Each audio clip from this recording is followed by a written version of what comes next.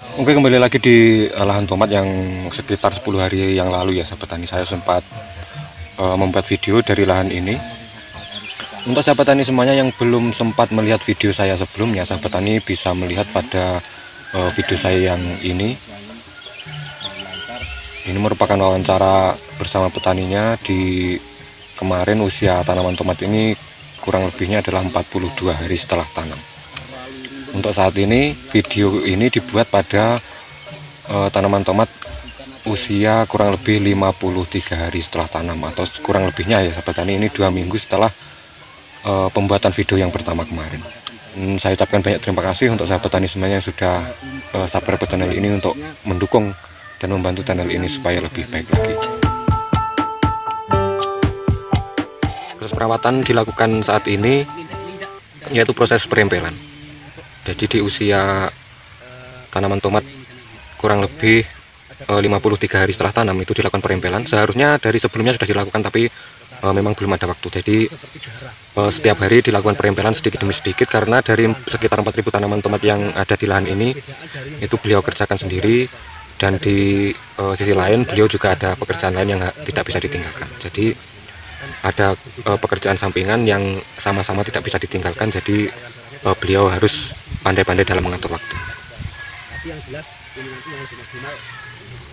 Kemudian di sistem perempelan yang dilakukan oleh Mas Solik ya, atau petani yang melakukan perawatan tanaman tomat di sini, itu pada perempelan yang dilakukan oleh Mas Solik selalu menyisakan dari pangkal daun ya, atau pangkal daun yang dirempel itu selalu disisakan kurang lebihnya 2-3 cm. Ini bukan berarti tidak ada tujuannya. Ini melainkan ada tujuan tertentu yang dipercaya oleh petaninya di sini. Itu memiliki manfaat daripada dirempel sampai habis atau mendekati dari batang utama dari tanaman tomat ini. Jadi seperti itu yang kita sampaikan. Untuk lebih jelasnya kita tanya langsung saja kepada petaninya. Setelah saya amati dari beberapa pohon, saya sangat penasaran, Mas. Ini kenapa disisakan dari ini pangkal daun ya ini? Disisakan kayak gini. Fungsinya untuk apa, Mas? Kalau saya pribadi ya, ada beberapa penjelasan yang mungkin saya alami ya. Yang pertama, kenapa batang daun ini saya sisakan 2-3 cm untuk dipotongnya.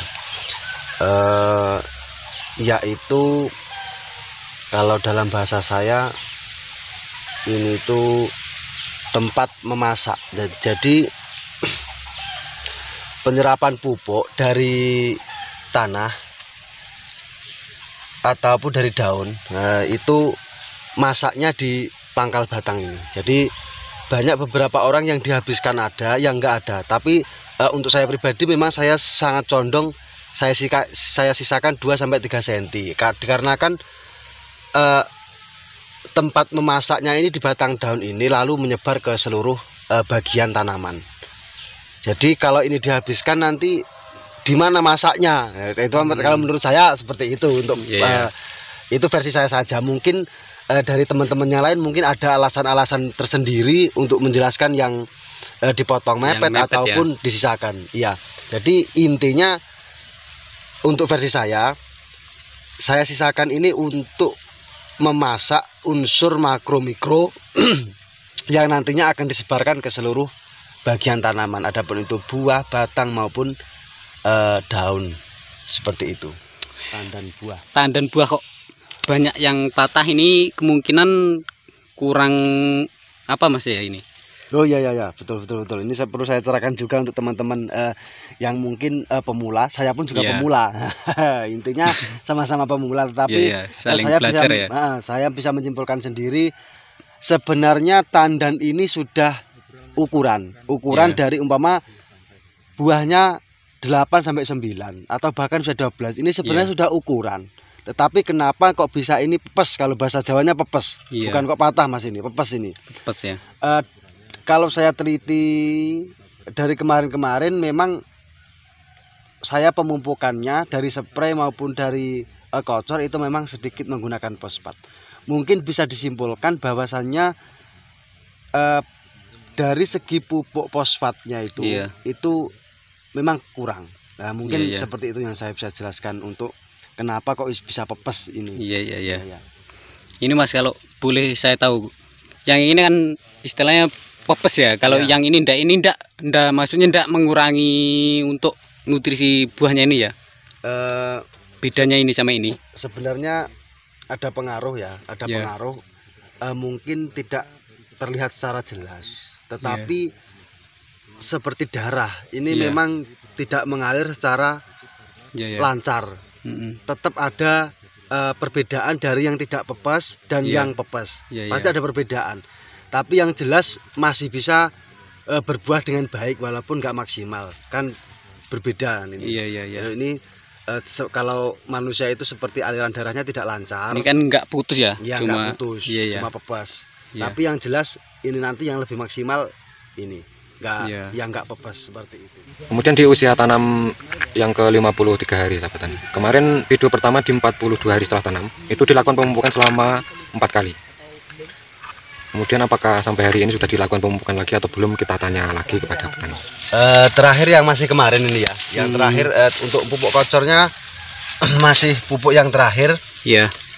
pakai KCL-nya 1,5 kilo kalau nggak lupa ya yang kemarin. Iya. Terus Saprodapnya 4 kilo. Mungkin itu kalau nggak lupa ya. Kalau nggak lupa, memang saya sering lupa karena sini sudah sekitar 2 minggu nggak saya pupuk kocor. Tapi untuk pupuk spray 3 hari sampai 4 kali memang. Ini ada tambahan pupuk ya, dari pupuk spray yang sebelum terakhir saya pupuk spray Iya. itu pakai MKP sama kalsium. Ini MKP-nya 3 sendok, kalsiumnya 3 sendok. Itu untuk penambahan pupuknya.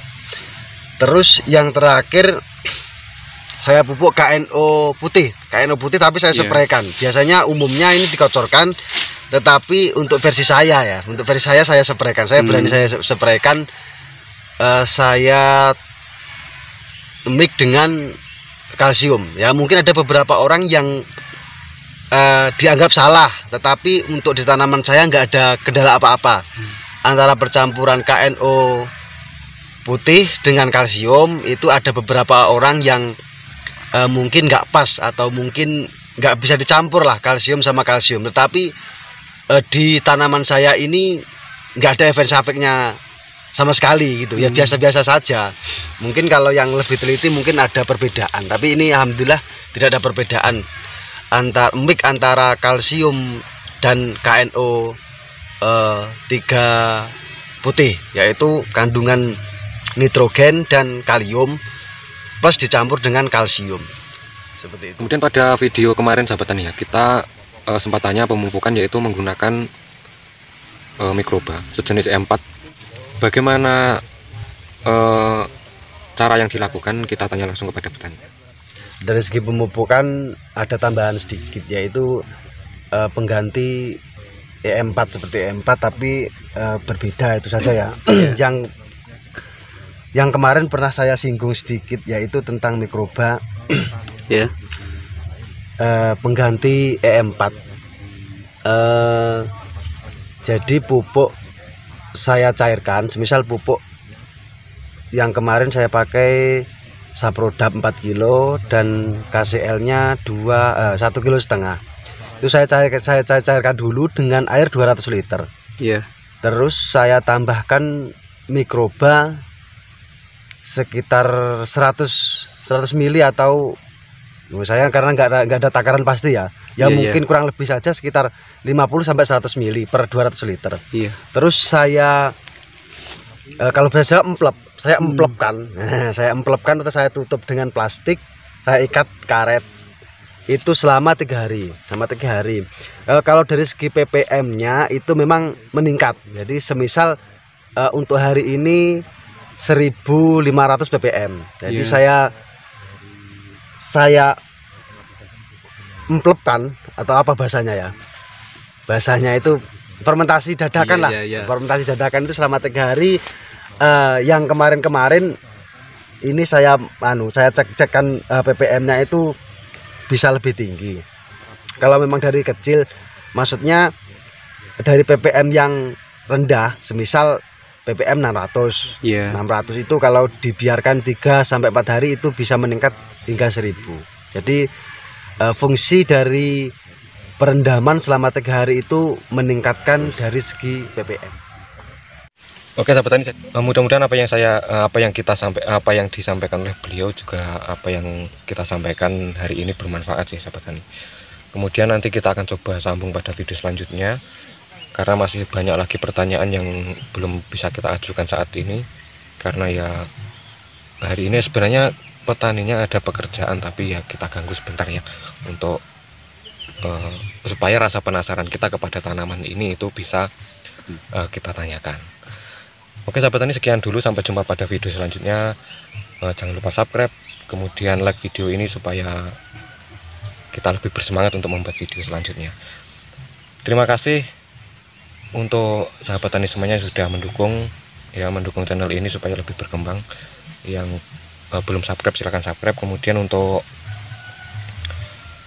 apa saja yang perlu ditanyakan, silakan sahabat tani tanyakan di kolom komentar tentang penanaman tomat yang dilakukan di sini ya. Itu jika dirasa kurang untuk video yang kita buat kali ini, sahabat tani bisa bertanya di kolom komentar. Nanti akan kita tanyakan lagi kepada petaninya dan kita jawab pada video selanjutnya.